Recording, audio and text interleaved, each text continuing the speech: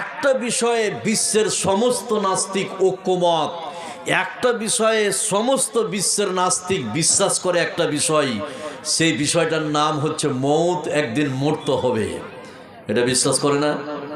যে এক ওয়াক্ত নামাজ পড়ে না, আল্লাহকে বিশ্বাস করে না, নবীকেও বিশ্বাস করে না, কিন্তু একটা বিষয়ে তারা বিশ্বাস করে যে একদিন কি মরতে হবে। নাম্বার 3, ভালো করে শুনুন, সেটা কি? আপনি অসুস্থ হয়েছেন, আপনি রতুয়া কোনো ডাক্তারের কাছে গেলেন, প্রেসক্রিপশন লিখে দিল, এবার কোনো ওষুধের দোকানে বা কোনো ফার্মেসিতে গিয়ে আপনি ওষুধ নিচ্ছেন, কিন্তু একটা ওষুধের গায়ে লেখা আছে 2020 পর্যন্ত ওষুধটা ইউজ করা যাবে, ব্যবহার করা যাবে, খাওয়া যাবে। এই ওষুধটা কেউ কিনবেন? এই ভাই, কেউ কিনবেন কি? কিনবেন না।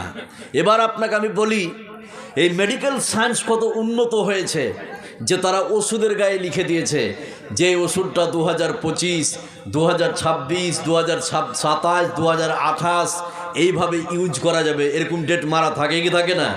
থাকে। শুধু আজকে ভারতবর্ষের মেডিকেল সায়েন্স নয়, সারা পৃথিবীর মেডিকেল সায়েন্স যদি মানুষকে নিয়ে ওষুধের মতো গবেষণা করে, তো ওষুধের গায়ে যেরকম লিখতে পেরেছে, মানুষের গায়ে ওভাবে লিখতে পারবে যে মানুষটা 2024 পর্যন্ত বাঁচবে, 2026 পর্যন্ত বাঁচবে, 2027 পর্যন্ত বাঁচবে? পারবে না। শুধুমাত্র কেবলমাত্র একজনই জানে মানুষের ডেট, তার নাম আল্লাহ। আর দুটি কথা বলে আয়াতটা বলে বুঝতে পারবেন। একটু খেয়াল খেয়েছে বলুন। আচ্ছা মা বোন, একটু আপনারা এগিয়ে বসুন, আগা দিকে জায়গা আছে, এগিয়ে বসুন। মা বোন আপনাদের বলছি, ওদিক দিয়ে ঢুকিয়ে দেন। এত সহজ পেলেন মেয়েদেরকে? এবার শুনুন, আর দুটি কথা খুব খেয়াল করুন, তাহলে আয়াতটা বুঝতে পারবেন। সালাম বা মুলাকাত আমরা সামন দিক থেকে করি না পিছন দিক থেকে? কথা বলুন। সামন দিক থেকে। তো আমরা যদি কারোর সঙ্গে হ্যান্ডশেক করি বা সালাম করি সামনাসামনি।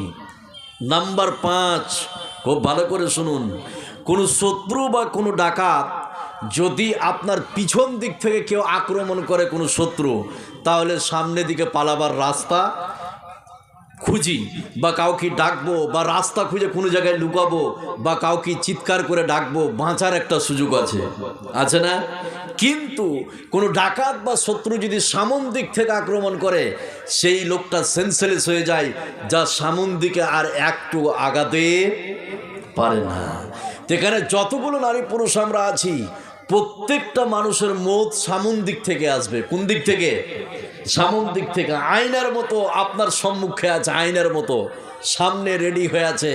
মৌত যেদিন আসবে আর এক ধাপ সামন দিকে এগোতে পারবে না। এই কথা কোরআনের মধ্যে বলে দিয়েছে কে? আল্লাহ। এবার একটা আয়াত বলছি, খুব সহজে বুঝতে পারবেন। যতগুলো নারী পুরুষ আছেন একটু খেয়াল করুন, একটু মনোযোগ দেন। আল্লাহ রাব্বুল আলামিন বলেন, قل إن الموت الذي تفرون منه فإنه ملاقيكم। আল্লাহ রাব্বুল আলামিন বিশ্ব নবীকে বলছেন, হে মুহাম্মদ তুমি বলে দাও, হে পৃথিবীর মানুষ, তোমরা মরণ থেকে পলায়ন করো না, তোমরা মরণ থেকে পালাও না। মরণ থেকে যেখানে তোমরা পালাও না কেন, মত আগেই থেকে তোমাদের সম্মুখে মত উপস্থিত থাকবে। জোরে বলুন সুবহানাল্লাহ। যেখানেই তোমরা থাকো না কেন, মৌত তোমাদের সঙ্গে সালাম করবে, মুলাকাত করবে। সুবহানাল্লাহ বলবেন না? এবার একটা মজার কথা বলি, এখানে যতগুলো লোক বসে আছেন একটু খেয়াল করুন। সেটা কি? আমাদের ভারতবর্ষের যিনি প্রধানমন্ত্রী যে গাড়িটাতে চড়ে বেড়ান, চেপে বেড়ান, সেটা হচ্ছে বুলেট প্রুফ গাড়ি। এই জানেন আপনারা? আপনি যদি বম মারেন সহজে লাগবে না, আপনি যদি গুলি করেন সহজে লাগবে না। তাহলে পৃথিবী কত আধুনিক যে যেই গাড়িটাতে একজন মানুষ গাড়ির ভিতরে আছে, আপনি বম মারছেন কিছু হচ্ছে না, আপনার গুলি করছেন কিছু হচ্ছে না। আপনার যেই আকাশে আমরা প্লেনগুলো দেখতে পাই, এই প্লেনের যে তারগুলো লাগানো আছে, ওটা হচ্ছে ফায়ার প্রুফ তার, যা সহজে আগুন ধরবে না। তাহলে ফায়ার প্রুফ তার, আপনার ওয়াটার প্রুফ গেট, আপনার বুলেট প্রুফ গাড়ি, তাহলে পৃথিবী কত আধুনিক যে একটা মানুষ গাড়ির ভিতরে আছে, অনবরত গুলি চলছে তবুও লোকটাকে লাগছে না। এটা আপনার ফায়ার প্রুফ তার, ওয়াটার প্রুফ গেট, আপনার বুলেট প্রুফ গাড়ি, এত পৃথিবী আধুনিক। শুধু ভারতবর্ষ নয়, সারা পৃথিবীর যতগুলো বিজ্ঞানিক আছে তারা গবেষণা করে একটা আজরাইল প্রুফ ঘর তৈরি করতে পারবে যেখানে আজরাইল ঢুকবে না। এই কথা বলুন, পারবে? আপনার এখানে বুলেট প্রুফ গাড়ি তৈরি করেছে, বম মারলে লাগবে না, গুলি মারলে লাগবে না, কিন্তু একটা আজরাইল প্রুফ ঘর তৈরি করতে পারবে যেখানে আজরাইল ঢুকবে না। পারবে? পারবে না। এই চ্যালেঞ্জ করে দিয়েছে কে? কথা বলেন, করে দিয়েছে কে? আল্লাহ। সেই কথা আল্লাহ পাক কোরআনে কারীমের মধ্যে বলছেন। আয়াতটা বললে বুঝতে পারবেন, খালি একটু খেয়াল করুন। আল্লাহ রাব্বুল আলামিন বলেন, আইনামা তাকুনু ইউদরিকুমুল মাউত ওয়ালাউ কুনতুম ফি বুরুদিন মুশাইয়াদা। আল্লাহ রাব্বুল আলামিন বলেন, শুনে নাও, তোমরা যেখানে থাকো না কেন মরণ তোমাদেরকে পেয়ে যাবে। এমনকি তোমরা যদি সুরক্ষিত দুর্গে অবস্থান করো, মৌত তোমাদেরকে খুঁজে বের করে নিবে। বিশ্বের পৃথিবীর যতই তুমি দামি ঘরে লুকাও না কেন, মৌত যেদিন চলে আসবে ঠিক তোমাকে সময় মতো খুঁজে বের করে নিবে। জোরে বলুন সুবহানাল্লাহ। বিশ্বের পৃথিবীতে তুমি যেখানে লুকাও না কেন, মৌত তোমাকে খুঁজে বের করে নিবে। সুবহানাল্লাহ বলবেন না? এবার এখানে যতগুলো লোক আছেন খুব একটু খেয়াল করুন, তাহলে বুঝতে পারবেন। মৌত এমন একটি ভয়ঙ্কর ব্যাধি যা বিশ্বে পৃথিবীতে এর কোনো চিকিৎসা, কথা বলুন, বিশ্বে পৃথিবীতে এর কোনো চিকিৎসা নাই। ভালো করে বুঝুন, কয়েকটা কথা বলবো তারপর আয়াতটা বলবো, বুঝতে পারবেন যতগুলো লোক আছেন।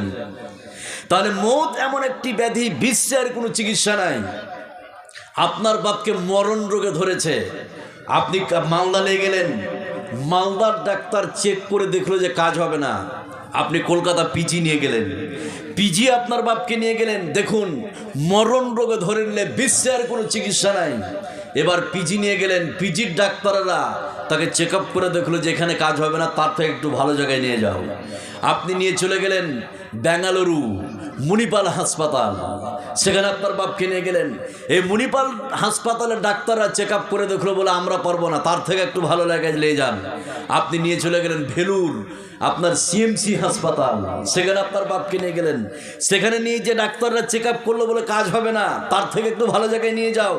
আপনি নিয়ে চলে গেলেন চেন্নাই অ্যাপোলো বিখ্যাত হাসপাতাল, সেখানে আপনার বাপকে নিয়ে গেলেন, কাজ হলো না, তার থেকে একটু ভালো জায়গায় নিয়ে যাও।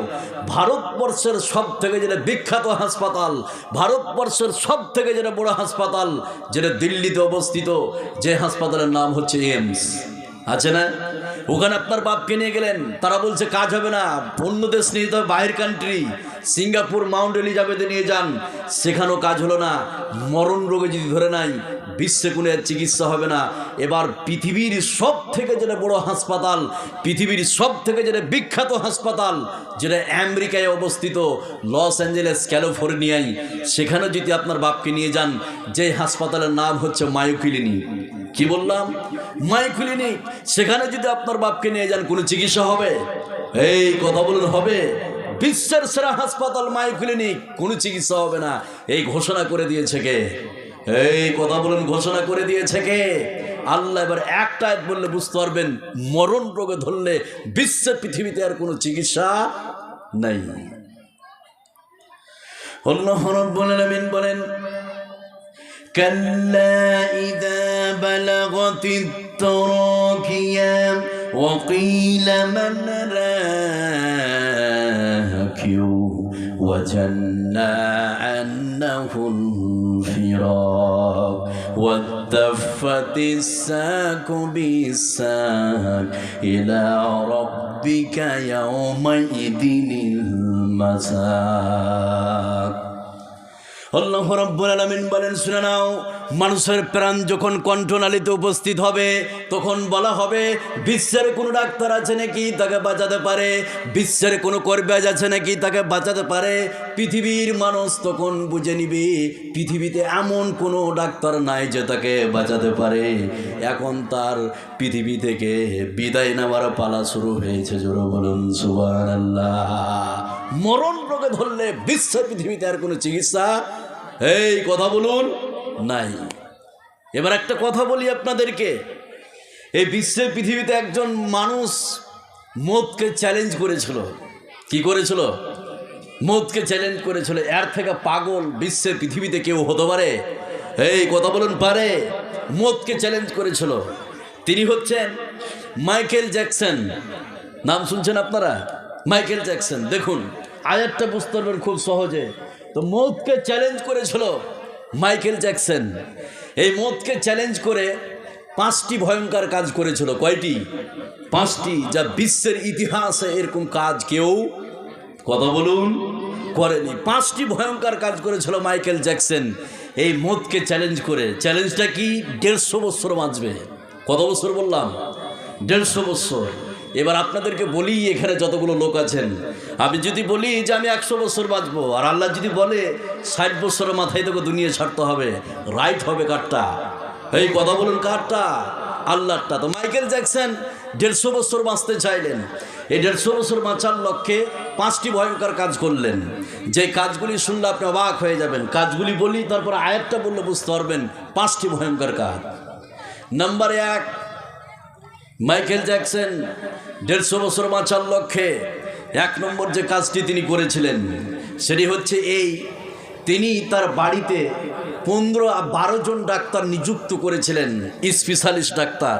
এই 12 জন ডাক্তার মাইকেল জ্যাকসনের মাথা থেকে নিয়ে পায়ের তেলে পর্যন্ত সকাল আর বিকাল চেক আপ করতো যে শরীরে কোনো অসুখ বিসুখ ধরল নাকি। কথা বোঝেন নেই? শুধু 150 বছর বাঁচার লক্ষ্যে। নাম্বার 2, 150 বছর বাঁচার লক্ষ্যে মাইকেল জ্যাকসন যে 2 নম্বর কাজটি করেছিলেন সেটি কি? তিনি যেই বেডে তিনি ঘুমাতেন অক্সিজেন প্রুফ বেডে, যাতে করে রাত্রিবেলায় শ্বাস প্রশ্বাসের কোনো কষ্ট না হয়, শুধু 150 বছর বাঁচার লক্ষ্যে। নাম্বার 4, মাইকেল জ্যাকসন 150 বছর বাঁচার লক্ষ্যে 3 নম্বর যে কাজটি করেছিলেন, তিনি চরম বিশুদ্ধ খাবার খেতেন। যে খাবারটা মাইকেল জ্যাকসনের সম্মুখে পরিবেশন করা হতো, ওই খাবারটা আগে ল্যাবরেটরিতে টেস্ট করা হতো, চেক আপ করা হতো যে খাবারে কোনো বিষ মিশানো আছে নাকি, খাবারে কোনো খারাপ পদার্থ আছে নাকি, সেটাকে চেক আপ করে মাইকেল জ্যাকসনের সম্মুখে পরিবেশন করা হতো, তারপরে তিনি খেতেন, শুধু 150 বছর বাঁচার লক্ষ্যে। নাম্বার 4, মাইকেল জ্যাকসন 150 বছর বাঁচার লক্ষ্যে 4 নম্বর যে কাজটি করেছিলেন সেটি কি?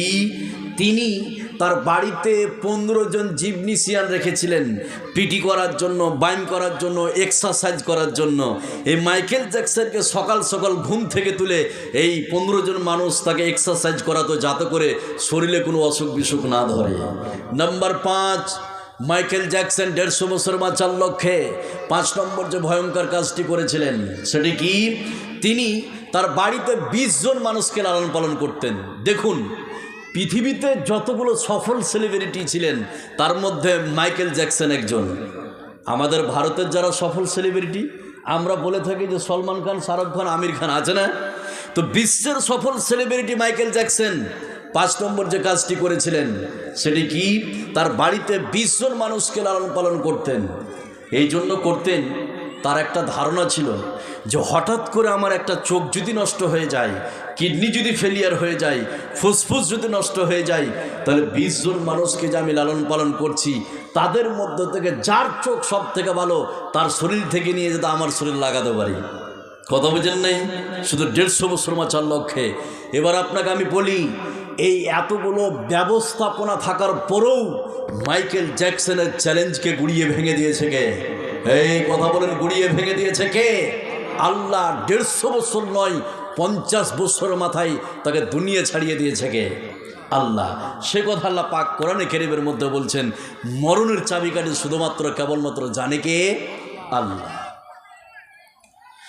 আল্লাহ রাব্বুল আলামিন বলেন, ولكل أمة أجل فإذا جاء أجلهم لا يستأخرون ساعة ولا يستقدمون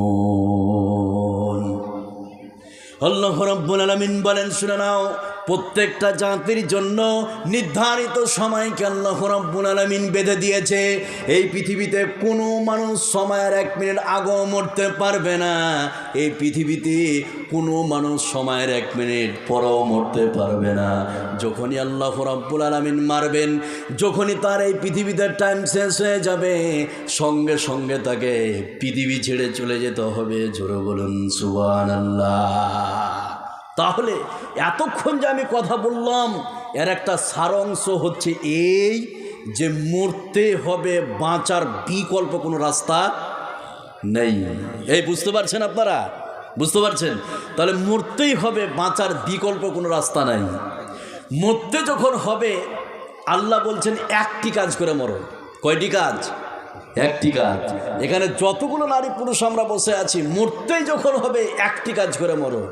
যেই সব নারী পুরুষ ওই কাজটি করে মরবে, তাদের কবরের জীবনকে সুন্দর করে দিবে কে? আল্লাহ। আর যেই সব নারী পুরুষ ওই কাজটি করে মরবে না, তাদের কবরের জীবনকে দুঃখময় করে দিবে কে? আল্লাহ। সে কাজটি কি? তারপরে আমি দুটি কাজের কথা বলবো। যেই সব নারী পুরুষ ওই কাজটি করে মরবে, তাদের কবরের জীবন কত সুন্দর হবে, শুনলে আপনি অবাক হয়ে যাবেন। আর যেই সব নারী পুরুষ ওই কাজটি করে মারা যাবে না, তাদের কবরের জীবন কত কঠিন হবে, সেটাও আমি আপনাদেরকে শোনাবো। দুটা লিস্ট শোনাবো। যারা আপনার ওই কাজটি করে মরবে, তাদের কবরের জীবন কেমন হবে সেটাও শোনাবো। আর যেই সব নারী পুরুষ ওই কাজটি করে মরবে না, তাদের কবরের জীবন কত দুঃখময় হবে, সেটাও শোনাবো। এবার সে কাজটি কি? এখানে যতগুলো লোক আছেন, কাজটির কথা বললে আপনারা বুঝতে পারবেন। এই মাইকম্যান, কথা আপ ডাউন কেন হচ্ছে? হ্যাঁ, আগে তো মাইক ঠিক ছিল। একটা কোথা থেকে সাউন্ড আসছে ওটা? আচ্ছা, এবার আপনাদেরকে বলি, একটু খেয়াল করুন। আপ ডাউন হচ্ছে মানে রিপিট হচ্ছে মনে হচ্ছে এরকম।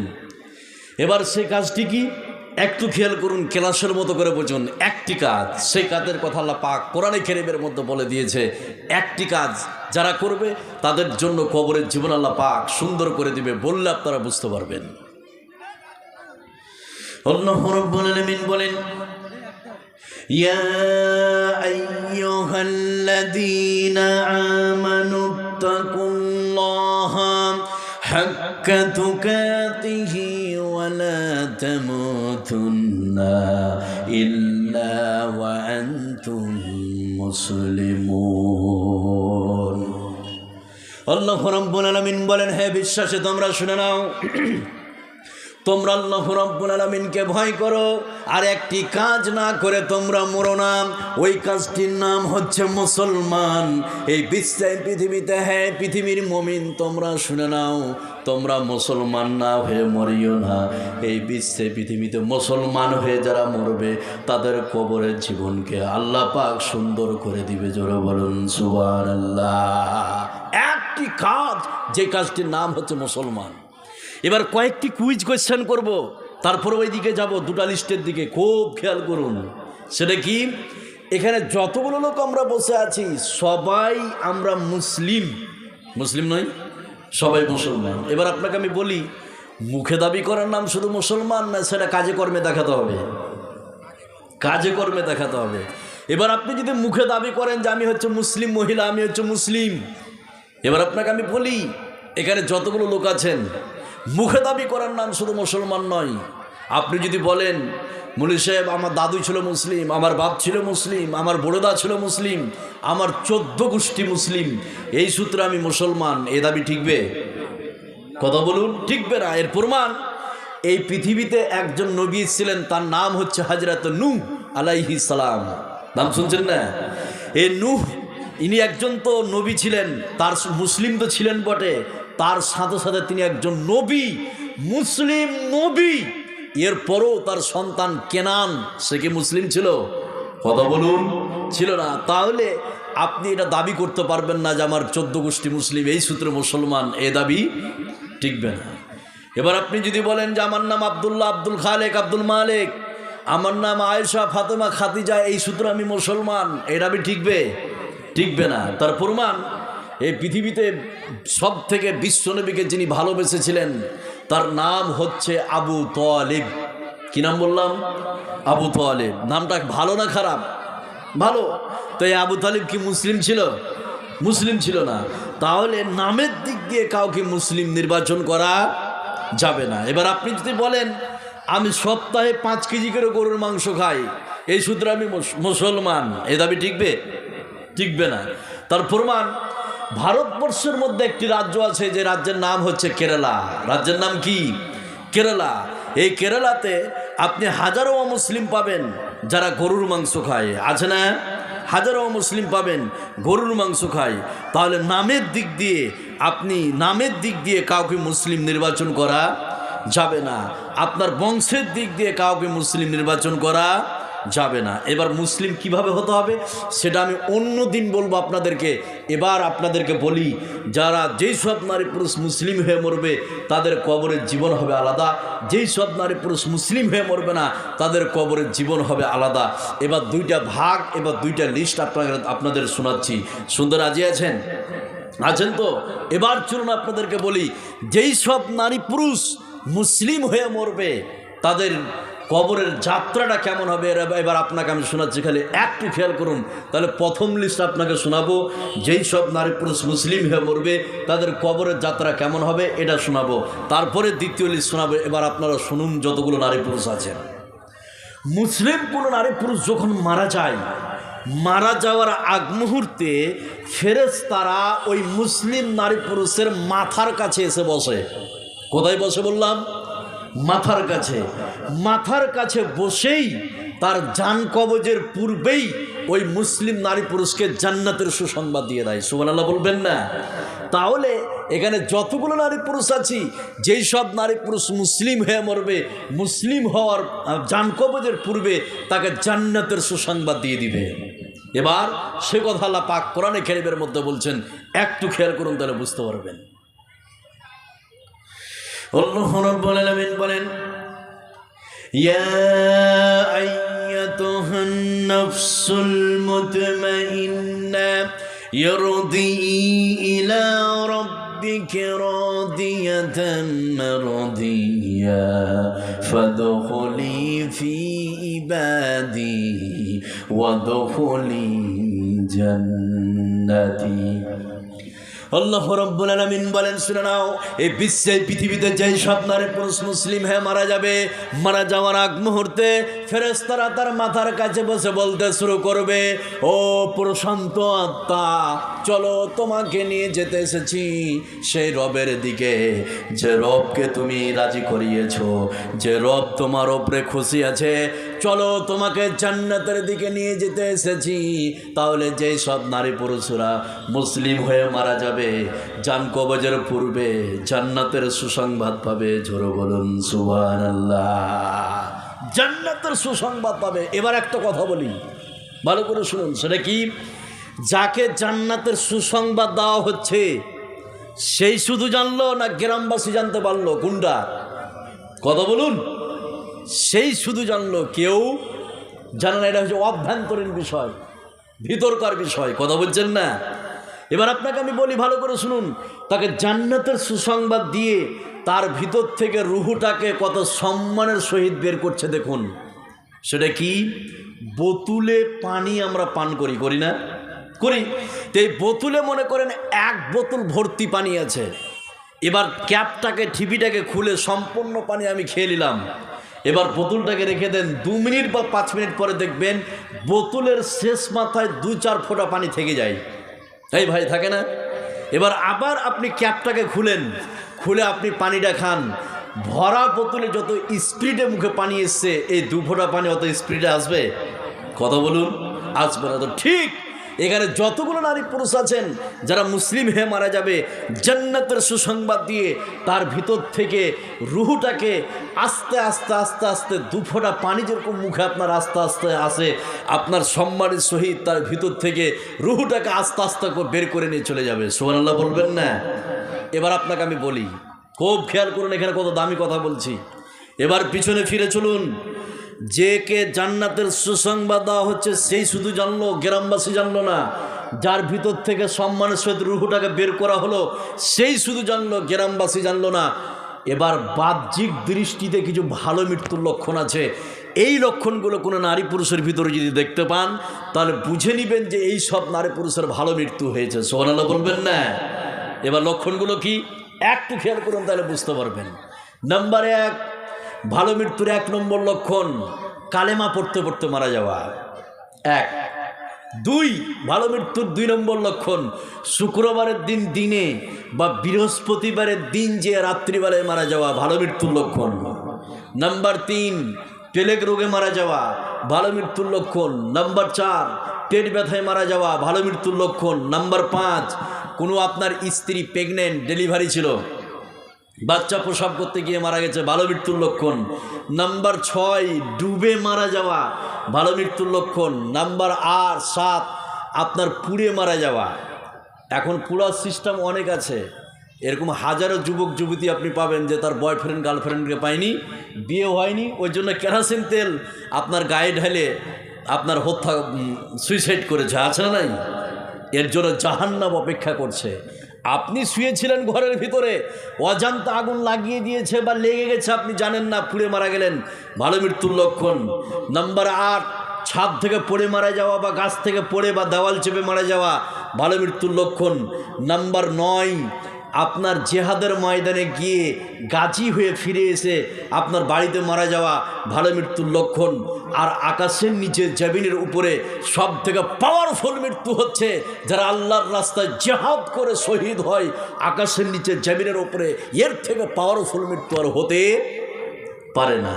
এবার এখানে যতগুলো লোক আপনারা বসে আছেন, আপনার এই পৃথিবীতে যতগুলো সাধারণ মৃত্যু আছে জেহাদ ছাড়া, যতগুলো সাধারণ মৃত্যু আছে, সব থেকে ভালো মৃত্যু হচ্ছে ওটাই, কোনো মানুষ যদি মুখে বলে দেয় এই মহিলাটা ভালো ছিল, তাহলে নিশ্চিত তার ভালো মৃত্যু হয়েছে। সুবহানাল্লাহ বলবেন না? কোনো মানুষ যদি বলে দেয় এই লোকটা ভালো ছিল, নিশ্চিত তার ভালো মৃত্যু হয়েছে। এবার আপনি বলবেন, মৌলভী সাহেব গ্রামে একজন বেনামাজি সুদখোর আপনার বেপর্দা কোনো মহিলা মারা গেছে, আমি তো মুখ দিয়ে বলে দিব ভালো ছিল। আপনি মুখ দিয়ে বলতে পারবেন কিন্তু অন্তর থেকে কোনো সময় মানতে পারবেন না। যখনই কোনো মানুষ অন্তর থেকে মুখ দিয়ে সার্টিফাই করবে এই মহিলা ভালো ছিল, নিশ্চিত তার ভালো মৃত্যু হয়েছে, যখন আপনার অন্তর থেকে মুখ দিয়ে বলে দিবে এই পুরুষটা ভালো ছিল, নিশ্চিত তার ভালো মৃত্যু হয়েছে। আর প্রমাণ একটা বর্ণনা শোনাচ্ছি, যতগুলো নারী পুরুষ আছেন একটু খেয়াল করুন, হাদিসটা লক্ষ্য করুন, তাহলে বুঝতে পারবেন। খুব মনোযোগ সহকারে শুনুন। হযরতে আনাস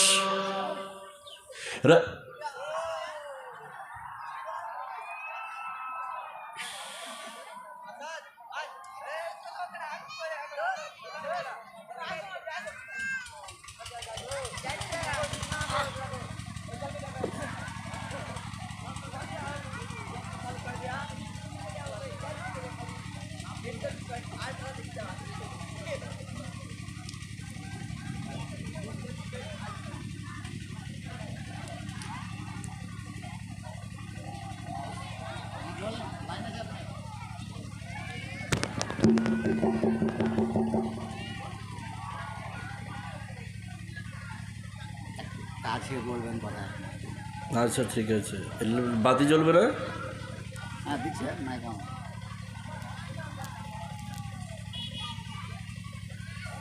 হ্যাঁ আচ্ছা, আপনারা বিরক্ত হচ্ছেন কি? হচ্ছেন না? একটু খেয়াল করুন। এবার আপনাদেরকে বলি, যতগুলো নারী পুরুষ আছেন, মানুষ যদি খালি মুখ দিয়ে বলে দেয় নিশ্চিত তার ভালো মৃত্যু হয়েছে, আর প্রমাণ একটা বর্ণনা শোনাচ্ছি, খালি একটু খেয়াল করুন, তারা বুঝতে পারবেন। হযরত আনাস রাদিয়াল্লাহু তাআলা আনহু তিনি যেন হাদিসটি বর্ণনা করেন।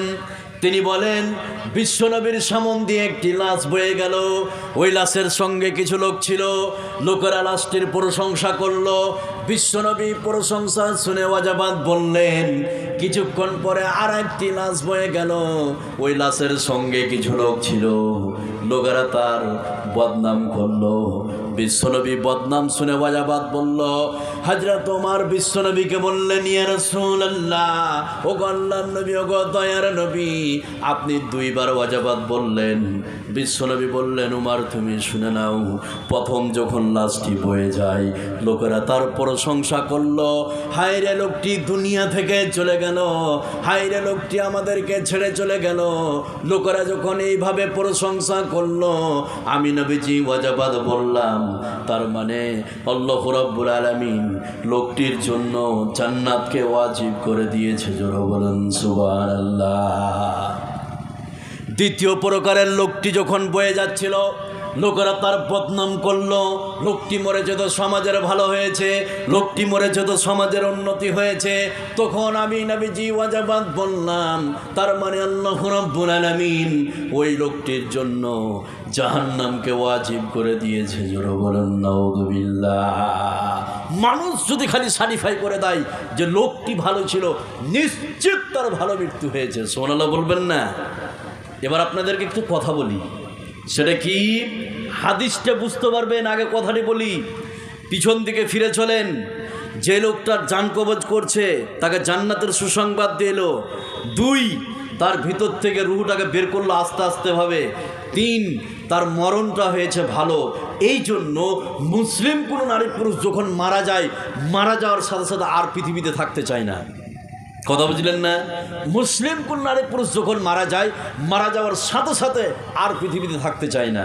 অথচ এদিকে খেয়াল করুন, অথচ 20 বিঘা জমি পড়ে আছে, 50 লাখ টাকা ব্যাংক ব্যালেন্স, আপনার দোতলা বাড়ি, 5টা গাড়ি, এতগুলো সম্পদ, সুন্দর স্ত্রী, এরপরও মুসলিম কোনো নারী পুরুষ মারা যাওয়ার সাথে সাথে আর পৃথিবীতে থাকতে চাই না। কেন চাই না জানেন?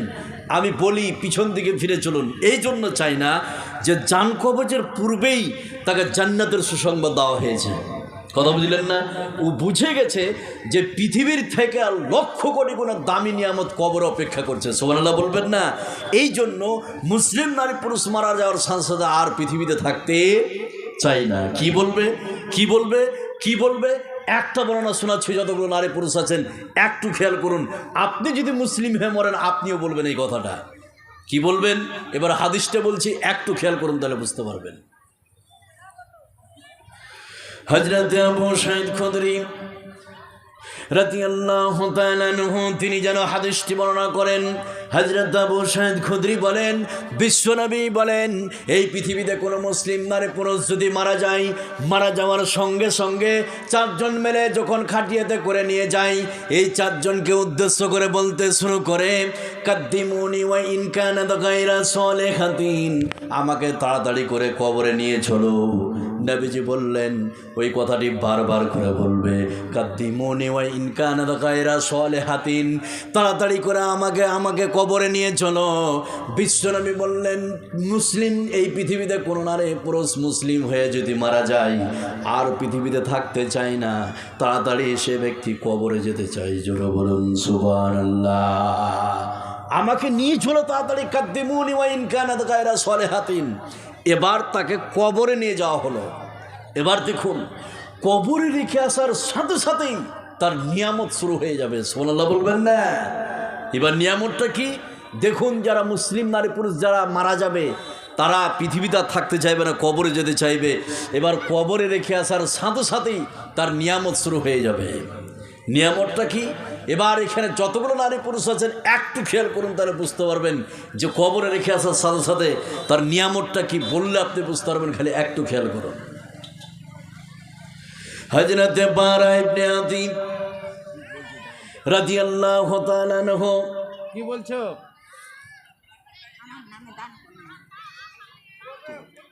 আচ্ছা, ওটা বলে দিচ্ছি, এদিকে খেয়াল করুন আপনারা। এবার কবরে যখন রেখে আসা হবে, তার নিয়ামত শুরু হয়ে যাবে। নিয়ামতটা কি? হাদিসটা বললে বুঝতে পারবেন, খালি একটু খেয়াল করুন। হযরত বারা ইবনে আযিব রাদিয়াল্লাহু তাআলা আনহু তিনি যেন হাদিসটি বর্ণনা করেন। তিনি বলেন, বিশ্বনবী বলেছেন, এই পৃথিবীতে কোনো মুসলিম নারী পুরুষ যখন মারা যায়, মারা যাওয়ার সঙ্গে সঙ্গে কবরে রেখে আসা হয়। এমন সময় দুইজন ফেরেশতা আছে, আসার পরে উঠিয়ে বসে ওই লোকটাকে উঠিয়ে বসিয়ে তিনখানা প্রশ্ন করে, মান রব্বুকা মা দীনুকা মান নবিয়ুকা। ও ব্যক্তি বলো, তোমার রবকে, তোমার দিন কি, তোমার নবীকে? বিশ্বনবী বললেন, তিনখানা উত্তর পেরে যাবে। এমন সময় আল্লাহর কি কারিশমা, একজন আহ্বানকারী আসবে, আসার পরে বলবে, ফাফরিসুহু মিনাল জান্নাহ ওয়ালবিসুহু মিনাল জান্নাহ, ফাফরিসুহু মিনাল জান্নাহ ওয়ালবিসুহু মিনাল জান্নাহ। এই ব্যক্তিকে জান্নাতের পোশাক পরিয়ে দাও, জান্নাতের বিছানা বিছিয়ে দাও, আর জান্নাত পর্যন্ত কবরটাকে প্রশস্ত করে দাও। জোরে বলুন সুবহানাল্লাহ। তাহলে যেই সব নারী পুরুষ মুসলিম হয়ে মরবে, তাদের কবরের যাত্রাটা এইভাবে শুরু হবে। এবার আপনাদেরকে বলি, যেই সব নারী পুরুষ মুসলিম হয়ে মারা যাবে না, তাদের কবরের যাত্রাটা কত কঠিন হবে আপনি শুনলে অবাক হয়ে যাবেন। তার পূর্বে আমি আপনাদেরকে দুটি কথা বলি, যতগুলো লোক আছেন ভালো করে শুনুন। সেটা কি, আমি আপনাদেরকে শোনাবো যে সব নারী পুরুষ মুসলিম হয়ে মরবে না, তাদের কবরের জীবন কত কঠিন, আপনি অবাক হয়ে যাবেন। এখানে কয়েকটি কথা বলবো অ্যাডিশনাল। এবার এখানে যতগুলো লোক আছেন, আমার এই অ্যাডিশনাল 5টা কথা বলবো, এই 5টা কথা না শুনে কারা কারা উঠবেন, এরকম কোনো লোক আছেন? আমি এখন 5টা কথা বলবো অ্যাডিশনাল, তারপরে যেই সব নারী পুরুষ মুসলিম হয়ে মরবে না, তাদের কবরের জীবন কত কঠিন হবে সেটা বলবো। তো এবার আপনাকে আমি বলি, 5টি কথা বলবো, এই 5টি কথা না শুনে কারা কারা উঠবেন একটু হাত উঠান তো ভাই, আছেন? আমি আবারও বলছি, বুঝতে পারেননি, আমি 5টি কথা বলবো, শুনবেন না, উঠে চলে যাবেন, এরকম কোনো লোক আছেন? আছেন ভাই? নাই? তাহলে আপনারা আমার সঙ্গে ওয়াদা করলেন। এবার আপনাদেরকে বলি, মুনাফিকের লক্ষণ 3টি বা 4টি, কথা বুঝলেন না? তার মধ্যে একটি লক্ষণ হচ্ছে যারা কথা দিয়ে কথা রাখে না, যারা ওয়াদা করে ওয়াদা খেলাপ করে। এরা কোন গ্রুপের মাল? মুনাফিক। এবার এখানে যতগুলো লোক আপনারা বসে আছেন, আপনারা আমাকে কথা দিলেন যে 5টি কথা না শুনে উঠবো না। এবার যদি আপনি উঠে চলে যান, তাহলে কোন গ্রুপে পড়বেন? মুনাফিক। এবার আপনাদেরকে বলি, হাতটা ধরে আপনি উঠেন না, খালি 5টি কথা শুনেন। মা বোন আপনারা কথা বলবেন না, 5টি কথা শুনেন। আমি এলাকায় বেশ 3 বছর আগে এসেছিলাম, এই তো আমার বাড়ি এখানেই, টালবাংরা, হরিশ্চন্দ্রপুর টালবাংরা, শুনছেন না নাম? টালবাংরা। এখান থেকে সেবার আপনাদেরকে বলি, আপনার এলাকার লোক 5টি কথা বলি, তারপরে আমি ওটা শুরু করব। যেই সব নারী পুরুষ মুসলিম হয়ে পড়বে না, তাদের কবরের জীবন কত কঠিন আমি কোরআন থেকে একটা একটা করে বলবো। এবার আপনাদেরকে বলি, 5টি কথা বলছি, খুব খেয়াল করুন। নাম্বার 1, একটু এদিকে মনোযোগ দেন, তাহলে বুঝতে পারবেন। 1 নম্বর কথা আমি শুরু করলাম, সেটা কি, এখানে যতগুলো লোক আপনারা বসে আছেন, একজন ব্যক্তি উঠলেন, উঠার পরে বলছেন, মৌলভী সাহেব আমি 10,000 টাকা দিব। ভালো করে শুনুন, এখন ঘড়িতে বাজছে প্রায় 9টা 22 মিনিট। 500 টাকা একটা হার দিল। মাশাআল্লাহ, আমার এক মা 500 টাকা দিয়েছে আর একটা হার দিয়েছে, গলার মালা। আল্লাহ তুমি কবুল করে নাও, আমরা বলি আমিন। আল্লাহ যে উদ্দেশ্য দিয়েছে, আল্লাহ তুমি তার উদ্দেশ্যকে পূরণ করো, আমরা বলি আমিন। আল্লাহ কি উদ্দেশ্য দিয়েছে তুমি ভালো জানো, আমি বলতে পারবো না। একটা হার আর 500 টাকা দিয়েছে, আল্লাহ তুমি কবুল করো, আমরা বলি আমিন। এবার আপনাদেরকে বলি, এখন ঘড়িতে বাজছে প্রায় আপনার 9টা 23 মিনিট। যতগুলো নারী পুরুষ আছেন ভালো করে শুনুন। একজন ব্যক্তি উঠলেন, উঠার পরে বললেন, মৌলভী সাহেব আমি 10,000 বা 5,000 টাকা দিব। দিলেন, বাড়ি চলে গেলেন। ঠিক রাত্রি আপনি 12টার সময় মারা যাচ্ছেন। ভালো করে শুনুন। কি নাম আপনার বাপ? হযরত আলী। হযরত আলী। কোন গ্রাম বাড়ি? জান্নাগর। কোথায় জান্নাগর গো? পাইকার নাকি আপনি? না, পাইকার না। পাইকার নয়? মাশাআল্লাহ। হযরত ভাই 500 টাকা দিয়েছে, আল্লাহ তুমি কবুল করো, আমরা বলি আমিন। এই কথাগুলো শুনুন, আগে একটু খেয়াল করুন। তাহলে একজন ব্যক্তি আসলেন, 5,000 বা 10,000 টাকা লিখালেন, বাড়ি চলে গেলেন। ঠিক রাত্রি 12টার সময় মারা যাচ্ছেন। পরের দিন মাইকে এলান্স হবে, উম্মুক ব্যক্তি মারা গেছে, তার পরের দিন আপনি কবরে চলে গেলেন। সিস্টেম কি?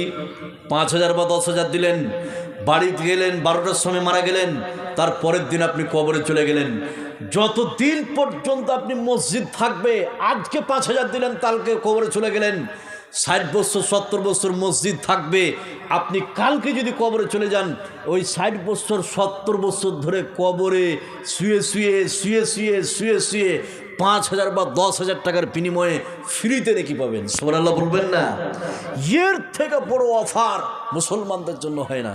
এবার আপনাকে আমি বলি, খালি একটু খেয়াল করুন এদিকে।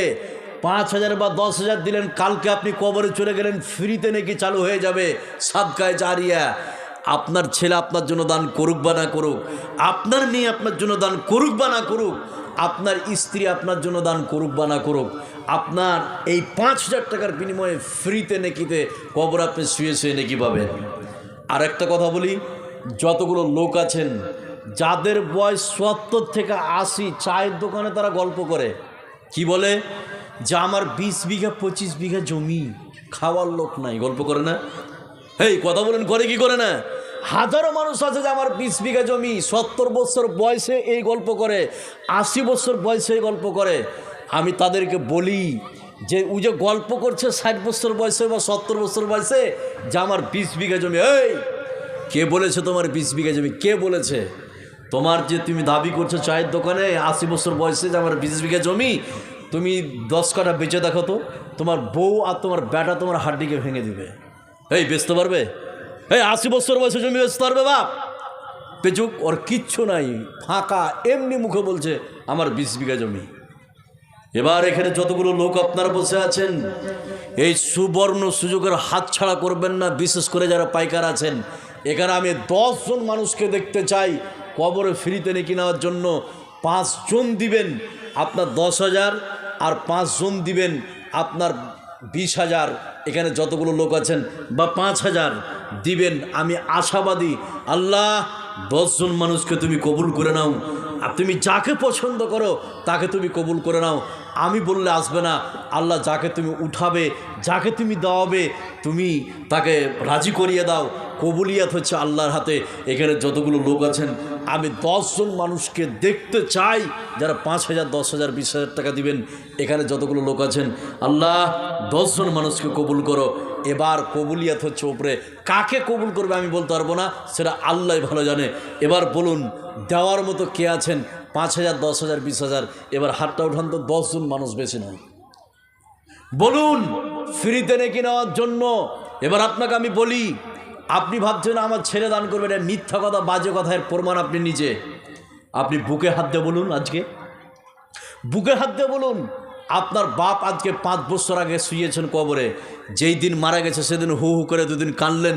যেই দিন বাপ কবরে চলে গেছে 5 বছর হয়ে গেল, আজ বাপকে বলে ভুলে গেছেন। ওই বাপের আপনি 5 বিঘা 10 বিঘা জমি খাচ্ছেন, আর ওই জমি যদি হারাম